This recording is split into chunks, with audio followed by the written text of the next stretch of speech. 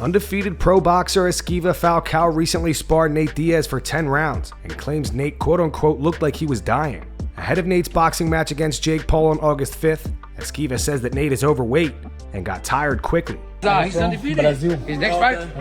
He's from Brazil, but he's from the world title. Hey, what's up? Yeah. He's fighting on July 1st? July 1st. Obrigado. Sparring foi 12 rounds pra esse cara aí. Grande.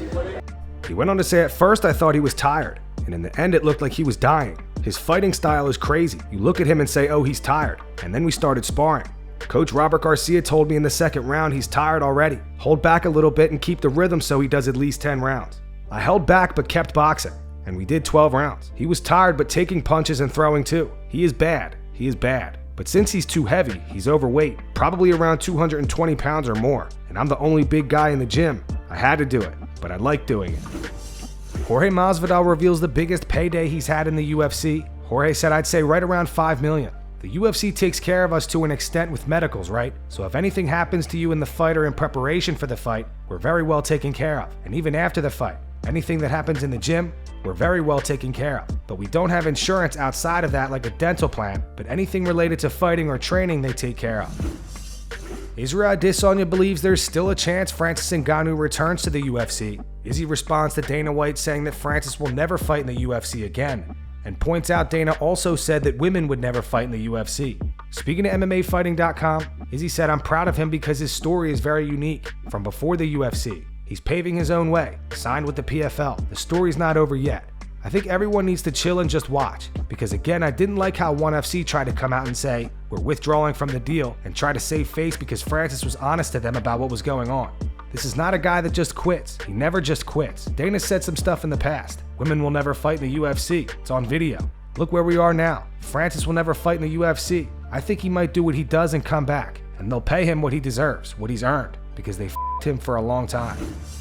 At UFC 289, Charles Oliveira made history, becoming the first ever UFC fighter to have 20 finishes in the UFC.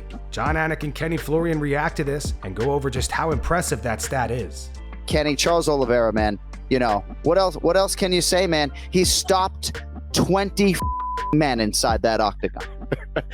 That's insane, and especially when you have the backdrop and the context that that's in the 155-pound division, a division where, you know, the guys legitimately in the top 25, maybe top 30, are absolute killers. Now, I'll get into something a little bit different that might be a little bit of a party pooper, but as far as offensive skills and what this kid is capable of, when he hurts you, he takes you out right after that. That is a skill that very few people have, and he can do it in a variety of ways, whether it's with some crazy, beautiful submission or some nasty knockout. Knees, elbows, fists, it doesn't matter. He's an offensive marvel, and it's so pretty to see him work. When he's moving forward and he's in a groove, dude, there's very few people that are able to stop that, and this was a performance that was much needed for him. He obviously wants that shot against Makhachev again. I think he deserves it, and I thought it was just a fantastic performance. He was in some trouble there for a little bit against Beneil Dariush. Dariush wasn't really able to take advantage of it, but anyway, I'll give my thoughts on kind of both those guys a little bit later, but again, Oliveira offensively is one of the most impressive fighters that I have seen in the UFC, no question. Dana White and the NELK boys win big at the casino. Come on, get that one.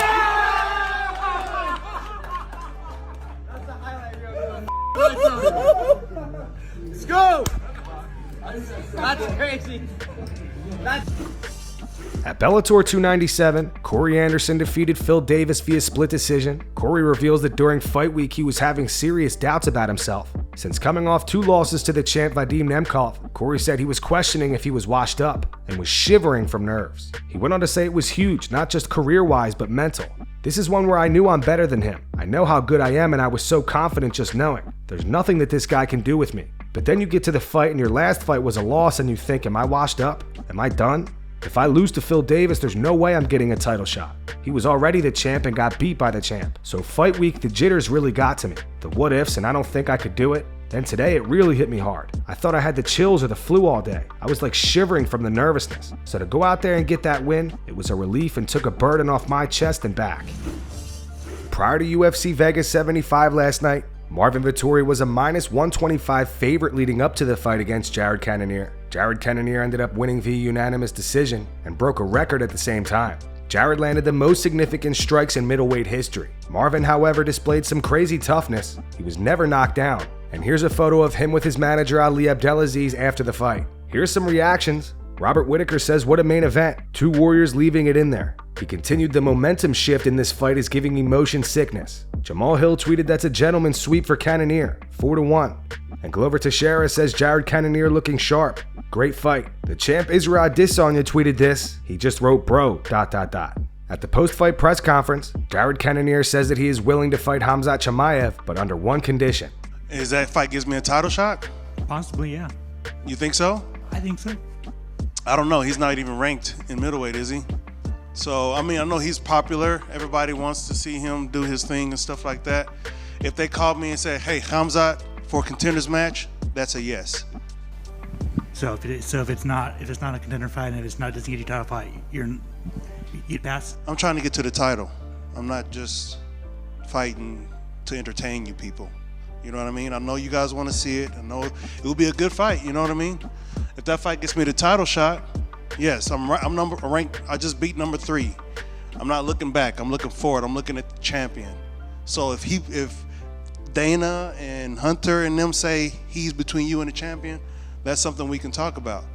But if you saying, "Would you fight Khamzat and welcome in the division?" I'm like, does that get me to the title?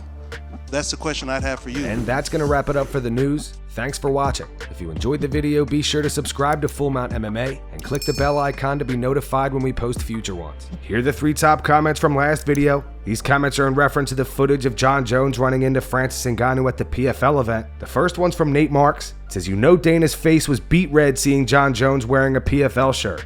The second one's from Jiu Jitsu Guy. It says, "That was the best meetup I've seen. Jon kept it real. Francis kept it respectful. Fantastic." And the final one's in reference to Conor McGregor. It says, "I firmly believe that fighting has been put onto the back burner for Conor. The reason he's sticking around and doing things like coaching tough is because his identity as a human being is so closely tied to MMA and the UFC. The thought of fading away into obscurity, at least from an actual fighting standpoint, probably terrifies him." Those were the 3 top comments from last video. If you want to be featured on the next one, all you have to do is comment down below. If you missed yesterday's news, click the video on screen to get caught up. And make sure to go subscribe to our second channel where we post our exclusive MMA interviews.